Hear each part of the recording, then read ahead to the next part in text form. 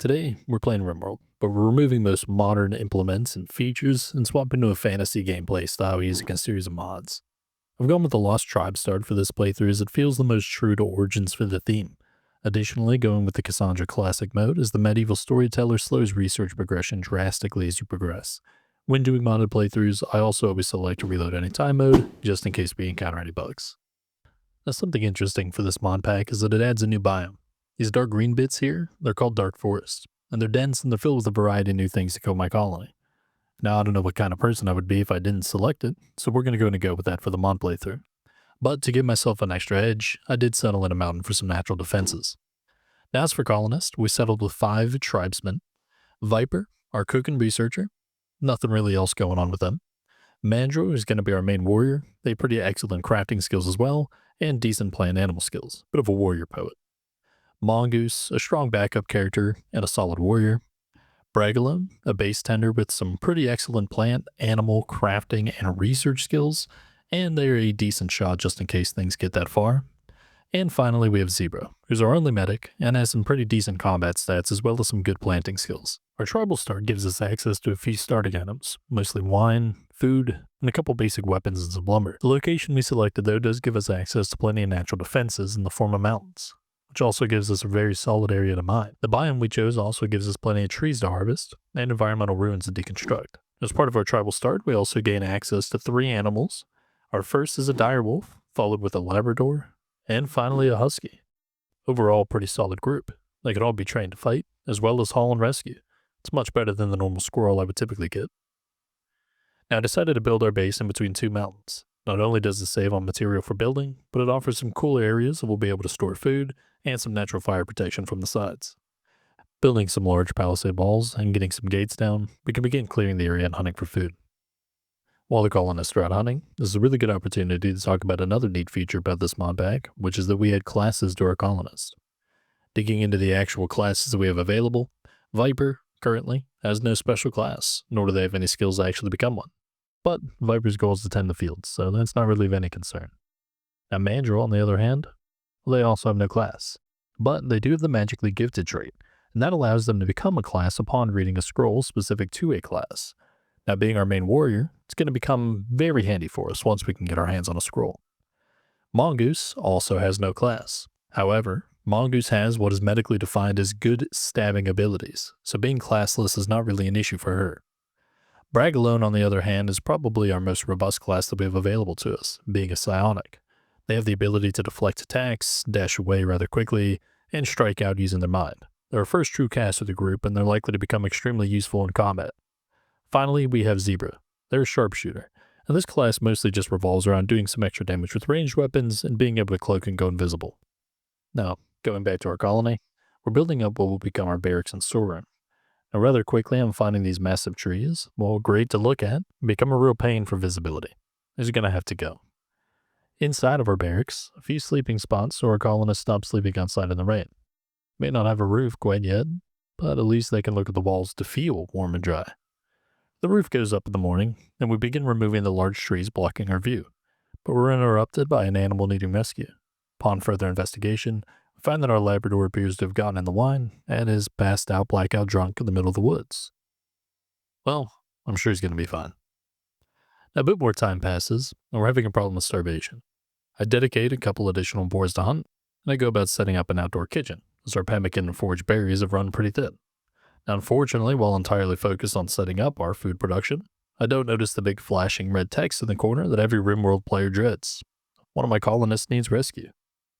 Continuing to muck about, entirely ignorant, I finally get an alert for a medical emergency, and I realize that it appears Viper attempted to hunt a boar near a hive of death stingers, and they've been downed. So I send our medic over to try and pick up Viper. They managed to get there. It is a little bit of a journey, and I don't think to tend them right on the spot, as I didn't want to risk any infection. Unfortunately, Viper's rather wounded, and by the time they get back home and I queue up a few food items to cook, Viper's died. Now, while losing Viper is pretty painful, and losing a colonist is never good, they weren't the most critical colonist, so we are going to get through this okay. However, it turns out that something horrible immediately becomes of this issue. 2 of our dogs have become manhunters because Viper was their owner, and Viper has now died. Now they're going to go about and attack anybody that they see. And much to my surprise, turns out that these dogs can also use doors. And so rather quickly, a husky walks into our barracks and they begin to attack our colonists in their sleep.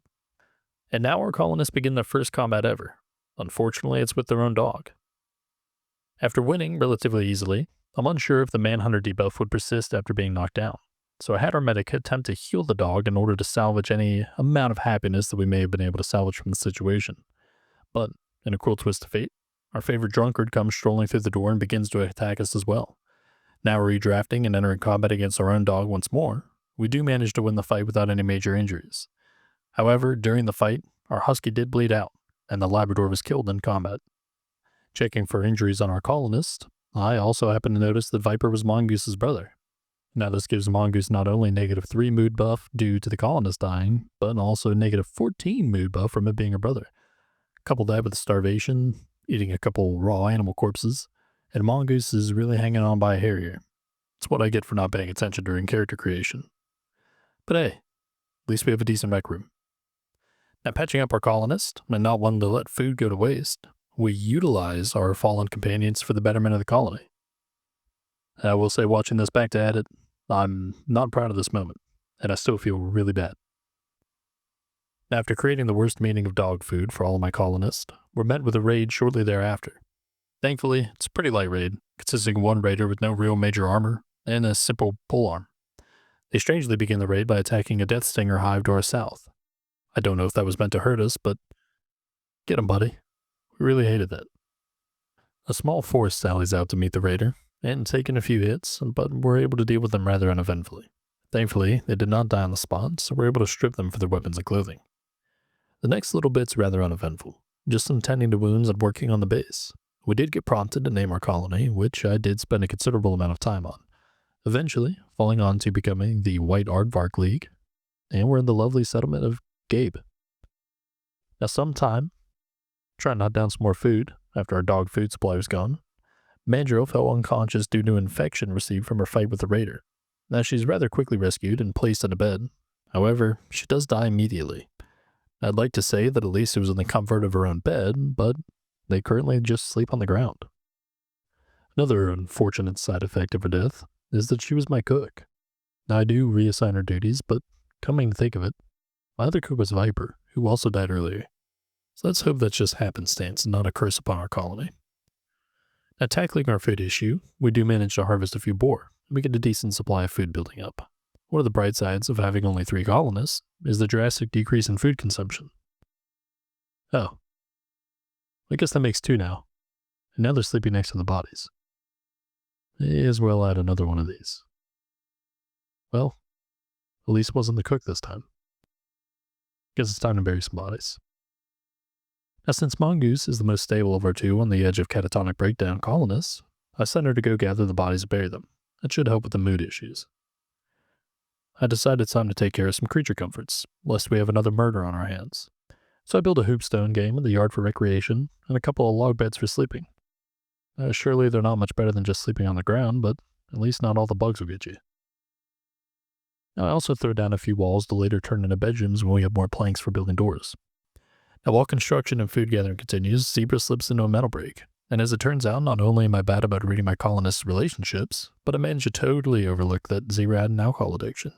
And normally this could be mediated by wine. However, a certain man-hunting Labrador drank it all and got blackout drunk in the woods earlier on. So we'll just have to deal with this until it passes. Now construction on the homes has been completed, and we have a table, some separate rooms, and some flooring. It's making our colonists a lot happier as they no longer have a negative debuff due to the barracks. Later that night, we're set upon by another raid. Now once more, it's a low-tier raider with some simple weapons and armor. Thankfully, we don't have any actual issues with this raid, and once again the raider decides that the Death Stingers were the true enemy. He did fight valiantly, but was killed rather quickly. I also noticed, upon watching this raider die, that a passerby was also caught by these Death Stingers at some point, leaving a whole assortment of goodies. In particular, there's some pemmican for food, and a warbow for Zebra to better attack with. We do quickly send Zebra over to snatch up some of the food in the bow, and the Hornets do give near immediate chase, but thankfully Zebra manages to escape and not end up like Viper. I do make a quick pit stop to take down a boar and bring home some food. I did decide to forbid the pemmican, as its risk of death was not worth the extra day or 2 of food that it would provide. Things progressed rather uneventfully for a while after that. the most exciting event being a strong harvest of onions. We do end up encountering another raid, but once again a rather simple raid, only one colonist with no real armor or weapons, and we're able to deal with it pretty quickly. We have a decent colonist crash land in a field near our home named Strapping. We quickly tennis Strapping in the field to prevent some immediate death, and then we throw together a floor spot for them to sleep in, and we drag them home. As a reward for our good nature, a lightning storm breaks out right in the center of our cabbage field, causing a large portion of it to be burned away. Thankfully, though, the rain does come soon after and save most of our crop. Food poisoning begins to make its rounds within the colony as well, and our lack of suitable meals causes our direwolf to fall unconscious. Not willing to keep another mouth to feed, hoping no real animal handler around, we let our direwolf run in greener pastures. If only our cooks didn't keep dying. Good night, sweet prince. A while later, Strapping decides he's not much of a fan of our colony and he wants to leave. But we can't have that. So we attempt to arrest Strapping as a prisoner. Unfortunately, it doesn't go to plan and it turns into a brawl. Zebra does manage to come running in and knock him down, and Strapping is once again our precious little boy. Continuing on with the colony, things are starting to go pretty well. Our food's pretty much taken care of. We're actually starting to get some construction going, and we're actually looking like we're going to be able to get some real beds and some recreation in place. However, Mongoose goes berserk and decides to attack everyone she sees, running into Strapping's room and giving him a good slice as he sleeps, along with doing the same to Zebra.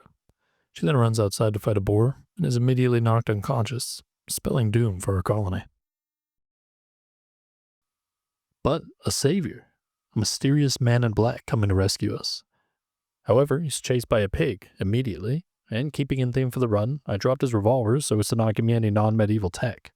He almost makes it to the doors of safety, but he too is brought down by the great boar of our land. Unfortunately from here, no last-minute saviors come. We slowly fizzle out, making no real major progress on our colony, and any research at all. Overall, this challenge was a ton of fun, and a real change from the normal play of Rimworld.